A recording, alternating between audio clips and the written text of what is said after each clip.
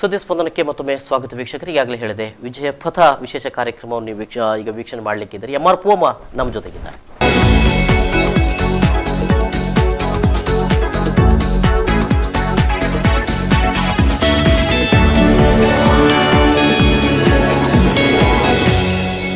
MR. Poovamma ಅವರು ನಮ್ಮ ಜೊತೆಗಿದ್ದಾರೆ. ಈ ವಿಶೇಷ ಕಾರ್ಯಕ್ರಮದಲ್ಲಿ ನೇರ ಪ್ರಸಾರದಲ್ಲಿ ನಮ್ಮ ಜೊತೆಗೆ ಅವರು ಈ ಕಾರ್ಯಕ್ರಮದಲ್ಲಿ ಭಾಗವಹಿಸ್ತಾರೆ. ನಿಮಗೆ ಈಗಾಗಲೇ ಗೊತ್ತಿದೆ, ಕೊರಿಯಾದ ಇಂಚಾನಲ್ಲಿ ನಡೆದಂಥ 17ನೇ ಏಷ್ಯಾಡ್ನಲ್ಲಿ ರಿಲೇಯಲ್ಲಿ ಒಂದು ಗೋಲ್ಡ್ ಮತ್ತು ಕಂಚಿನ ಪದಕವನ್ನು ಅವರು ಗೆದ್ದು ತಂದಿದ್ರು. ಬಹಳ ವಿಶೇಷವಾಗಿ ಏಷ್ಯಾಡ್ ಅನ್ನುವಂಥ ಒಂದು ಪಂದ್ಯ ಗೇಮ್ ಇದೆಯಲ್ಲ, ಅಲ್ಲಿ ನಡೀತಿರುವಂಥ ಏನು ಅಥ್ಲೆಟಿಕ್ಸ್ ಇದೆ ಬಹಳ ಮಹತ್ವದ್ದು. ಯಾಕಂತ ಹೇಳಿದ್ರೆ ಇಡೀ ಅಂತಾರಾಷ್ಟ್ರೀಯ ಮಟ್ಟದಲ್ಲಿ ಎಲ್ಲಾ ರೀತಿಯ ದಾಖಲೆಗಳನ್ನು ಮಾಡುತ್ತಿರುವಂತಹ ಚೀನಾವನ್ನು ಎದುರಿಸಬೇಕು. ಅದರ ಜೊತೆಯಲ್ಲಿ ಜಪಾನ್ ಕೂಡ, ಬಹುಶಃ ಒಲಿಂಪಿಕ್ಸ್ನಲ್ಲಿ ಚೀನಾ, ಜಪಾನ್ ಮತ್ತು ಕೊರಿಯಾ ಈ 3 ರಾಷ್ಟ್ರಗಳು ಬಹಳ ಪ್ರಾಬಲ್ಯವನ್ನು ವಹಿಸುವಂತಹ ರಾಷ್ಟ್ರಗಳು. ಇಲ್ಲಿನ ಎಲ್ಲ ಅಥ್ಲೆಟಿಕ್ಸ್ ಕೂಡ ಬಹಳ ಪ್ರಾಬಲ್ಯ. ಯಾಕಂದ್ರೆ ಆ ದೇಶದಲ್ಲಿ ಇರುವಂತ ಒಂದು ಕ್ರೀಡಾ ನೀತಿ ಮತ್ತು ಅಲ್ಲಿನ ಸ್ಪೋರ್ಟ್ಸ್ ಮೆನ್ಗಳನ್ನ, ಅಲ್ಲಿ ಅಥ್ಲೆಟಿಕ್ಸ್ಗಳನ್ನ ಯಾವ ರೀತಿಯಲ್ಲಿ ನೋಡ್ಕೊಳ್ತಾರೆ ಸರ್ಕಾರ ಅಂತ ಅನ್ನುವಂಥ. ಸೊ ಆ ಹಿನ್ನೆಲೆಯಲ್ಲಿ ಬಹಳಷ್ಟು ಪ್ರಾಬಲ್ಯವನ್ನು ಮೆರೀತಾರೆ, ಬಹಳಷ್ಟು ಗಟ್ಟಿಗರು ಅನ್ನುವಂಥ ಹಿನ್ನೆಲೆಯಲ್ಲಿ ಕೂಡ ಭಾರತೀಯ ಅಥ್ಲೆಟಿಕ್ಸ್ಗಳು ಇಲ್ಲಿ ಮೆರೀತಾರೆ, ಇಲ್ಲಿ ಗೋಲ್ಡನ್ನು ಪಡಿತಾರೆ ಅಂತ ಹೇಳಿದ್ರೆ ಬಹಳ ಇದನ್ನ ನಾವು ವಿಶೇಷವಾಗಿ ನೋಡಬೇಕಾಗ್ತದೆ ಮತ್ತು ಅಂತಹ ಕ್ರೀಡಾಪಟುಗಳನ್ನು ಪ್ರೋತ್ಸಾಹಿಸಬೇಕಾಗಿದೆ.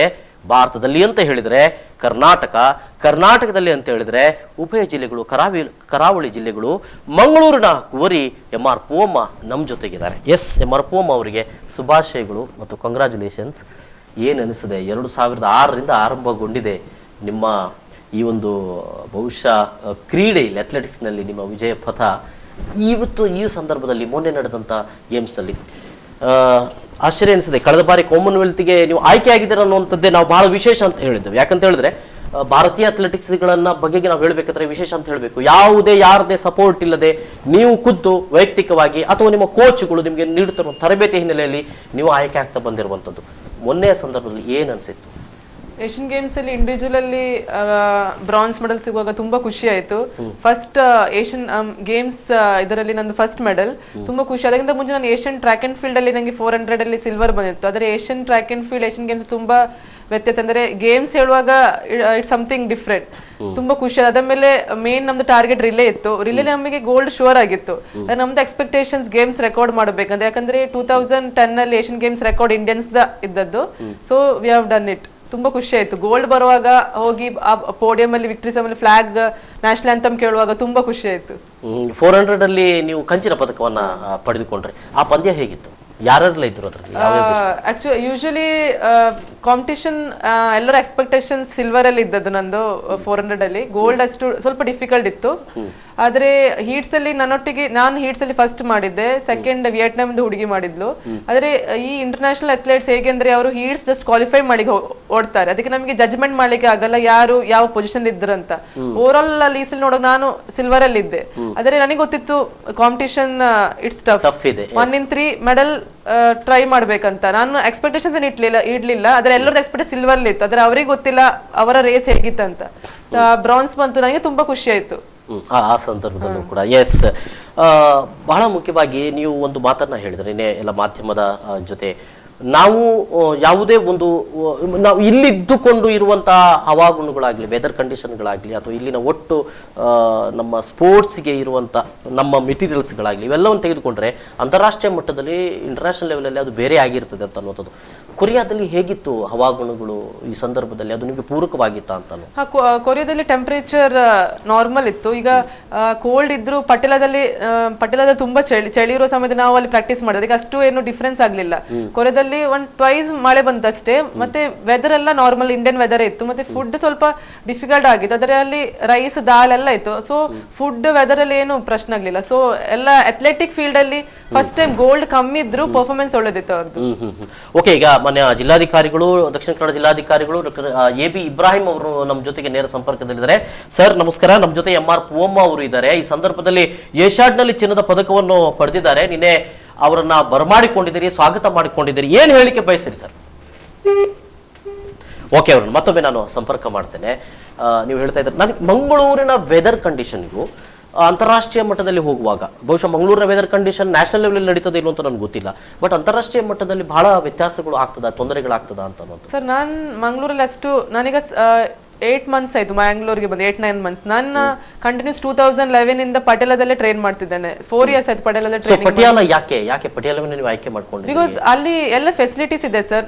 ಅಡ್ವಾನ್ಸ್ ಟೆಕ್ನಾಲಜಿ ಇಲ್ಲದ್ರೂ ಬೇರೆ ಅಂದ್ರೆ ತ್ರಿವೆಂಡ್ರಮಲ್ಲಿ ಸಹ ಇದೆ, ಬ್ಯಾಂಗ್ಳೂರಲ್ಲಿ ಸಹ ಇದೆ. ಆದ್ರೆ ಆ ಎರಡು ಪ್ಲೇಸ್ ಸ್ಟೇಟ್ ಅನ್ನು ಕಂಪೇರ್ ಮಾಡಿ ನಮ್ಮ ಪಟೇಲ ನೋಡಿದ್ರೆ ಎಲ್ಲ ಫೆಸಿಲಿಟೀಸ್, ಜಿಮ್ ಆಗ್ಲಿ ಎಲ್ಲ ಅಡ್ವಾನ್ಸ್ಡ್ ಆಗಿದೆ. ಕಂಪೇರ್ ಇಲ್ಬೇ ಆ ಎರಡು ಪ್ಲೇಸ್ ಕಂಪೇರ್ ಮಾಡಿದ್ರೆ ಇದು ಫುಡ್ ಆಗ್ಲಿ, ಸ್ಟೇ ಆಗ್ಲಿ, ಹಾಸ್ಟೆಲ್ ಆಗ್ಲಿ ಎಲ್ಲ ಒಳ್ಳೇದಿದೆ. ಅಂದ್ರೆ ಇಡೀ ರಾಷ್ಟ್ರ ಮಟ್ಟದ ಕ್ರೀಡಾಪಟುಗಳಿಗೆ ಅಲ್ಲಿ ತರಬೇತಿ ನೀಡಲಾಗ್ತದೆ ಅಂತ ಅನ್ನುವಂಥದ್ದು. ಎಸ್, ಮತ್ತೊಮ್ಮೆ ನಮ್ಮ ಜೊತೆ ಜಿಲ್ಲಾಧಿಕಾರಿಗಳು ಇದ್ದಾರೆ. ಸರ್ ನಮಸ್ಕಾರ. MR ಪೂವಮ್ಮ ಅವರು ನಮ್ಮ ಜೊತೆಗಿದ್ದಾರೆ. ನಿನ್ನೆ ಅವರನ್ನ ಬರಮಾಡಿಕೊಂಡಿದ್ದೀರಿ ಸರ್. ಕ್ರೀಡಾಪಟುಗಳಿಗೆ ಒಂದಷ್ಟು ಅವಕಾಶಗಳು ಇಲ್ಲಿ ಆಗಬೇಕು ಅನ್ನುವಂಥ ಬೇಡಿಕೆಗಳನ್ನು ಅವರು ಕೂಡ ನಿಮ್ಮ ಮುಂದೆ ಇಟ್ಟಿದ್ದಾರೆ. ಏನ್ ಹೇಳಿಕೆ ಬಯಸ್ತೀರಿ ಸರ್ ಈ ಸಂದರ್ಭದಲ್ಲಿ? ಏಷ್ಯಾಡ್ನಲ್ಲಿ ಅವರು ಗೋಲ್ಡ್ ಗೆದ್ದು ತಂದಿದ್ದಾರೆ. ಯಾಕೆಂದ್ರೆ ನಮ್ಮ ಜಿಲ್ಲೆಗೆ, ರಾಜ್ಯಕ್ಕೆ ಮತ್ತು ದೇಶಕ್ಕೇನೆ ಒಂದು ಹೆಮ್ಮೆಯ ವಿಚಾರ.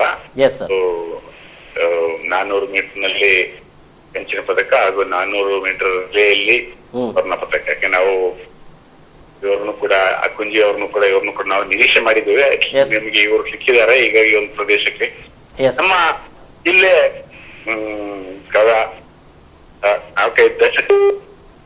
ಕ್ರೀಡೆಯಲ್ಲಿ ಅತ್ಲಟಿಕ್ಗೆ ತುಂಬಾ ಮುಂದುವರಿದಿರುವಂತಹ ಜಿಲ್ಲೆ. ಆದ್ರೆ ಎರಡು ದಶಕಗಳಿಂದ ಇದಾಗಿಲ್ಲ. ಹಿಂದೆ ವಂದನಾ ರಾವ್, ವಂದನಾ ಶ್ಯಾಮ್, ಆನಂದ್ ಶೆಟ್ಟಿ ಎಲ್ಲ ಕರೆಕ್ಟ್ ನಮಗೆ ಜಿಲ್ಲೆಗೆ ಖ್ಯಾತಿಯನ್ನು ಕೊಟ್ಟವರು. ಹೌದು. ಹಾಗೆ ಏನಾಗ್ತಾ ಇದೆ, ನಮ್ಮಲ್ಲಿ ಸಾಕಷ್ಟು ಕ್ರೀಡಾಂಗಣಗಳು ಅಭಿವೃದ್ಧಿ ಆಗಿಲ್ಲ. ಈಗ ಮಂಗಳ ಸ್ಟೇಡಿಯಂ ಒಂದನ್ನು ಬಿಟ್ಟರೆ ನೆಹರು ಮೈದಾನ, ಅದರಲ್ಲಿ ಎಲ್ಲ ಕ್ರಿಕೆಟ್ ಆಟ ಆಡ್ತಾರೆ. ರಾಜಕೀಯ, ಸಾಂಸ್ಕೃತಿಕ ಕಾರ್ಯಕ್ರಮಗಳು, ಎಲ್ಲಾ ಕಾರ್ಯಕ್ರಮ ಅಲ್ಲಿ ಒಂದು ಕ್ರೀಡೆಗೆ ಪ್ರೋತ್ಸಾಹ ಮಾಡುವಂತ ಒಂದು ವ್ಯವಸ್ಥೆ ಇಲ್ಲ. ಬದಲಾಗಿ ಕೇವಲ ಮಂಗಳ ಸ್ಟೇಡಿಯಂ ಮಾತ್ರ ಇದೆ. ಹೌದು. ಇನ್ನಷ್ಟು ಕ್ರೀಡಾಂಗಣಗಳು ವಿವಿಧ ಕಡೆಯಲ್ಲಿ ಜಿಲ್ಲೆ, ವಿವಿಧ ತಾಲೂಕು ಕೇಂದ್ರಗಳು ಕೂಡ ಅಭಿವೃದ್ಧಿ ಆಗ್ಬೋದು. ಮೊದಲ ಹಂತದಲ್ಲಿ ಮೂಡುಬಿದ್ರೆಯಲ್ಲಿ ಈಗ ಸಿಂಥೆಟಿಕ್ ಟ್ರ್ಯಾಕ್ ಆಗ್ತಾ ಇದೆ. ಹಾಗೂ ಆಳ್ವಾಸ್ ಕಾಲೇಜಿನಲ್ಲಿ ಈಗ ಅಥ್ಲೆಟಿಕ್ಗೆ ತುಂಬಾ ಪ್ರೋತ್ಸಾಹವನ್ನು ನೀಡ್ತಾ ಇದ್ದಾರೆ. ಇದೇ ರೀತಿ ಈಗ ವಿಶೇಷವಾಗಿ ನಮ್ಮ ಜಿಲ್ಲೆಯಲ್ಲಿ 7 ಮೆಡಿಕಲ್ ಕಾಲೇಜುಗಳಿದೆ, 18 ಎಂಜಿನಿಯರಿಂಗ್ ಕಾಲೇಜುಗಳಿವೆ.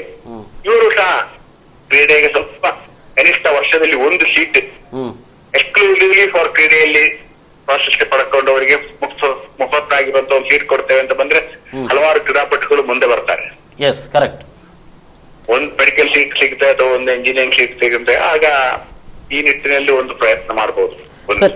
ಸರ್, ಈಗ ಇಲ್ಲಿ ಯಾರು ಸರ್ ಮನಸ್ಸು ಮಾಡಬೇಕಾದ್ರು? ಶಿಕ್ಷಣ ಸಂಸ್ಥೆಗಳು ಮನಸ್ಸು ಮಾಡಬೇಕಾ? ಸರ್ಕಾರ ಮನಸ್ಸು ಮಾಡಬೇಕಾ? ಯಾವ ರೀತಿ? ಈಗ ಇದು ನಮ್ಮ ಜಿಲ್ಲೆಯ ಸೀಮಿತವಾಗಿರುವಂತ ಒಂದು ವ್ಯವಸ್ಥೆ. ನಾವು ಜಿಲ್ಲಾಡಳಿತದಿಂದ, ರಾಜ್ಯ ಸರ್ಕಾರದಿಂದ ಕ್ರೀಡಾಂಗಣಗಳನ್ನು ಅಭಿವೃದ್ಧಿ ಮಾಡಬೇಕು. ಜೊತೆಯಲ್ಲಿ ಕ್ರೀಡೆಯಲ್ಲಿ ರಾಜ್ಯ ಸರ್ಕಾರದಿಂದ ಕ್ರೀಡೆಯಲ್ಲಿ ಇಂತ ಹೆಸರು ಪಡ್ಕೊಂಡವರಿಗೆ ಉದ್ಯೋಗದಲ್ಲಿ ಒಂದು ಮೀಸಲಾತಿಯನ್ನು ಕೂಡ ಮಾಡಬೇಕಾಗುತ್ತೆ. ಈಗ ವಿಶೇಷವಾಗಿ ಪೊಲೀಸ್ ಅಥವಾ ಬೇರೆ ಬೇರೆ ಇಂತ C&D ವರ್ಗದಲ್ಲಿ ಮೀಸಲಾತಿ ಮಾಡಬಹುದು. ಹಿಂದೆ ಎಲ್ಲ ಸಿಗ್ತಾ ಇತ್ತು ಪೊಲೀಸರವರಿಗೆ. ಈಗ ನಮ್ಮ ಜಿಲ್ಲೆ ಹಿಂದೆ ವೇಟ್ ಲಿಫ್ಟಿಂಗ್ ಅಲ್ಲಿ ಮತ್ತೆ ಇದರಲ್ಲೆಲ್ಲ ರೆಸ್ಲಿಂಗ್ ನೆಲ್ಲ ತುಂಬಾ ಪ್ರಾಶಸ್ತ್ಯ ಪಡ್ಕೊಂಡಿರುವಂತ ಒಂದು ಜಿಲ್ಲೆ. ಆದ್ರೆ ಇತ್ತೀಚಿನ ವರ್ಷಗಳ ಅವೆಲ್ಲ ಈಗ ಕಡಿಮೆ ಆಗಿದೆ. ಕ್ರಿಕೆಟ್ ನ ಹುಚ್ಚಿನಿಂದಾಗಿ ಅದೆಲ್ಲ ಕಡಿಮೆ ಆಗ್ತಾ ಇದೆ.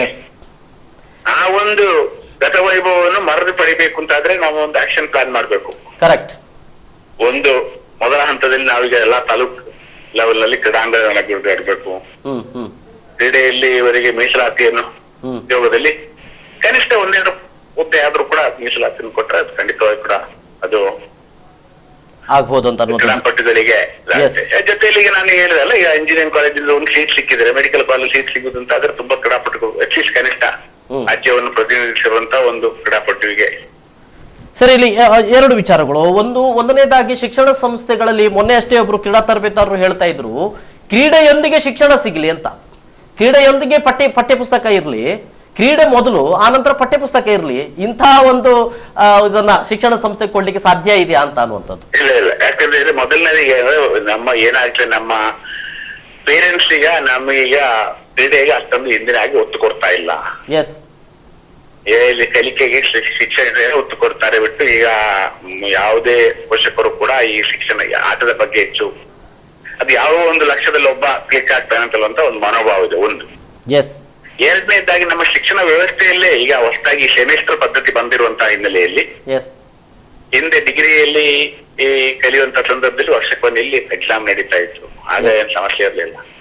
ಈಗ ಸೆಮಿಸ್ಟರ್ ಪದ್ಧತಿ ಬಂದ ನಂತರದಲ್ಲಿ ಕ್ರೀಡೆ ಮತ್ತು ಕಲೆ ಕಾಲೇಜು ಮತ್ತು ವಿಶ್ವವಿದ್ಯಾನಿಲಯ ಹಂತದಲ್ಲಿ ಸಂಪೂರ್ಣವಾಗಿ ನಶಿಸಿ ಹೋಗ್ತಾ ಇದೆ.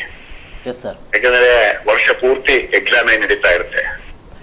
ಸರಿ, ಈಗ ಈ ನಮ್ಮ ರಾಜ್ಯದ ಶಿಕ್ಷಣ ವ್ಯವಸ್ಥೆಯಲ್ಲೂ ಕೂಡ ಕನಿಷ್ಠ ಪಕ್ಷ ಪೋಷಕ ಇಂತ ಕ್ರೀಡಾಪಟುಗಳಿಗೆ ರಾಜ್ಯ ಕನಿಷ್ಠ ಜಿಲ್ಲಾ ಮಟ್ಟದಿಂದ ಮೇಲ್ಪಟ್ಟಿರುವಂತ ಕ್ರೀಡಾಪಟುಗಳಿಗೆ ಕೆಲವೊಂದು ರಿಲ್ಯಾಕ್ಸೇಷನ್ ಅನ್ನು ಮಾಡ್ಬೋದು. ಈಗ ನಿನ್ನೆ ಇವರು ಹೇಳ್ತಾ ಇದ್ರು, ಇವ್ರಿಗೆ ಪೂವಮ್ಮ ಅವರು ಕೂಡ ಅಟೆಂಡೆನ್ಸ್ ಶಾರ್ಟೇಜ್ ಇತ್ತು, ತಂದು ಇಲ್ಲಿ ಎಕ್ಸಾಮ್ ಬರೀಲಿಕ್ಕೆ ಆಗಿಲ್ಲ, ಇಲ್ಲಿ ಯಾರೋ ಶಾಸಕರ ಅಥವಾ ಯಾರೋ ಹೇಳ್ತಾ ಇದ್ರು. ಅಂತ ಸಮಸ್ಯೆ ಕ್ರೀಡಾಪಟುಗಳಿಗೆ ಒದಗಿ ಬರಬಾರ್ದು. ಎಸ್ ಸರ್, ಇವೆಲ್ಲವುಗಳನ್ನ ಮೆಟ್ಟಿ ನಿಂತು ಆಮೂಲಾಗ್ರವಾಗಿರುವಂತ ಒಂದು ಕ್ರೀಡೆ ಬಗ್ಗೆ ಇರುವಂತ ನಮ್ಮಲ್ಲಿ ಆ ಒಂದು ಅದರ ಬಗ್ಗೆ ನಮ್ಮ ಅಪ್ರೋಚ್ ನಲ್ಲೇ ಬದಲಾವಣೆ ಆಗ್ಬೇಕು.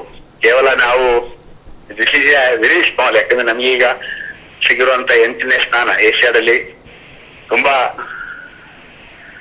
ಸಣ್ಣ ಸಣ್ಣ ದೇಶಗಳಲ್ಲೂ ಕೂಡ ಇದಕ್ಕಿಂತ ಉತ್ತಮವಾಗಿರುವಂತ ಈಗ ತೈವಾನ್, ನಮ್ಗಿಂತ ಕತಾರ್ ರಾಷ್ಟ್ರ, ಇರಾನ್. ಕತಾರ್ನದ್ದು ಒಂದು ವಿಶೇಷವಾಗಿರುವಂತಹ ಸನ್ನಿವೇಶ ಇದೆ. ಯಾಕಂದ್ರೆ ಆಫ್ರಿಕಾದಿಂದ ಆಮದು ಮಾಡಿರುವಂತಹ ಅಥ್ಲೆಟ್. ಆದ್ರೆ ಇರಾನ್ ಅಥವಾ ತೈವಾನ್ಗಿಂತ ನಾವು ಎಷ್ಟೋ ಉನ್ನತವಾಗಿರುವಂತ ಸ್ಥಾನದಲ್ಲಿ ಇರ್ಬೇಕಾದ್ರು. ಸೊ ಆ ಇದರಲ್ಲಿ ನಮ್ಗೆ ಏನ್ ಹೇಳ್ತೀರಿ ಪೂವಮ್ಮ ಅವರು, ವಡಿಸಿಯರ್ ನನ್ನದಲ್ಲಿ ಏನಾದ್ರು ನನ್ನ ಅಪ್ರೋಚ್ ಏನಾದ್ರು ಇದ್ದಿದ್ರೆ ಅವರಿಗೆ ಕೇಳಿ ಏನು ವಾಟ್ ಇಸ್ ಯುವರ್ ಒಪಿನಿಯನ್ ಅಂತ ಹೇಳಿ. ಎಸ್ ಸರ್, ಕೊನೆಯದಾಗಿ ಏಷ್ಯಾಡ್ನಲ್ಲಿ ಒಲಿಂಪಿಕ್ಸ್ ನಲ್ಲಿ 2016ಕ್ಕೆ ಅವರು ಪಾಲ್ಗೊಳ್ತಾ ಇದ್ದಾರೆ. ಈ ಸಂದರ್ಭದಲ್ಲಿ ಒಂದಷ್ಟು ಬೆಂಬಲ, ಸಹಕಾರ, ಒಂದು ಒಳ್ಳೆಯ ತರಬೇತಿಗಳು ಕೂಡ ಬೇಕಾಗಿದೆ ಪೂವಮ್ಮ ಅವರಿಗೆ. ಜಿಲ್ಲಾಡಳಿತ ಯಾವ ರೀತಿಯ ಮನಸ್ಸು ಮಾಡ್ತದೆ ಸರ್? ಇಲ್ಲ, ಯಾಕಂದ್ರೆ ನಾವೀಗ ನಾನು ಪ್ರತಿ 2 ತಿಂಗಳಿಗೆ ಒಂದ್ಸರಿ ನಾವು ಸ್ಟೇಡಿಯಂ ಕಮಿಟಿಯಲ್ಲಿ ಏನೇನು ಸ್ಟೇಡಿಯಂ ನಲ್ಲಿ ಏನೇನು ಸವಲತ್ತು ಸಿಗ್ಬೇಕು, ಈಗ ಸಿಂಟೆಕ್ ಟ್ರ್ಯಾಕ್ ಅನ್ನು ಉಳಿಸಿಕೊಂಡು ನಿಟ್ಟಿನಲ್ಲಿ ಅಥವಾ ಅಲ್ಲಿರುವಂತ ಬೇರೆ ಬೇರೆ ವ್ಯವಸ್ಥೆ ಬಗ್ಗೆ ಅದನ್ನು ಉನ್ನತೀಕರಿಸುವಂತ ನಿಟ್ಟಿನಲ್ಲಿ ನಾವು ಪ್ರಯತ್ನ ಮಾಡ್ತಾ ಇದೀವಿ. ಬಟ್ ಈ ಪಾಲಿಸಿನಲ್ಲಿ ರಾಜ್ಯ ಸರ್ಕಾರದ ಮಟ್ಟದಲ್ಲಿ ಬದಲಾವಣೆ ಆಗ್ತದೆ. Yes sir, thank you sir, thank you. ಇದು ಮಾನ್ಯ ಜಿಲ್ಲಾಧಿಕಾರಿಗಳು ನಮ್ಮ ಜೊತೆ ಮಾತಾಡಿದ್ದು. ಅಲ್ಲಿ ಈ ಒಂದು ಸ್ಪರ್ಧೆ ಆಗ್ತಾ ಇರುವಂತಹ ಸಂದರ್ಭದಲ್ಲಿ ಕ್ರೀಡಾ ಸಚಿವರು ಕೂಡ ಅಲ್ಲಿ ಬಂದಿದ್ರು. ಯಾವ ರೀತಿ ನಿಮ್ಮನ್ನ ಪ್ರೋತ್ಸಾಹಿಸ್ತಾ ಇದ್ರು ಅವರು ಅಂತ? ರಿಲೇದು ಇಂಡಿವಿಜುವಲ್ ಟೈಮ್ನಲ್ಲಿ ಬರ್ಲಿಕ್ಕೆ ಆಗ್ಲಿಲ್ಲ. ಆಗ ರಿಲೇ ಮುಂಚೆ ಅವರು ಫ್ಲಾಗ್ ಹಿಡಿದು ತುಂಬಾ ಖುಷಿ ಆಗಿತ್ತು ಅವರಿಗೆ. ಮತ್ತೆ ನಾವು ಫ್ಲಾಗ್ ಆಫ್ಟರ್ ದ ರೇಸ್ ನಾವು ಫ್ಲಾಗ್ ತಗೊಂಡು ಓಡುವಾಗ ಅವರು ಕೆಳಗೆ ಬಂದು ನಮ್ಮ ಎಲ್ಲ ಅಥ್ಲೆಟ್ಸ್ಗೆ ಕಂಗ್ರಾಚುಲೇಟ್ ಮಾಡಿ ತುಂಬಾ ಖುಷಿ ಆಯ್ತು. ಸ್ಪೋರ್ಟ್ಸ್ ಮಿನಿಸ್ಟರ್ ಬಂದು ಹೀಗೆ ಬಂದು ನಮಗೆ ಸಪೋರ್ಟ್ ಮಾಡೋದು.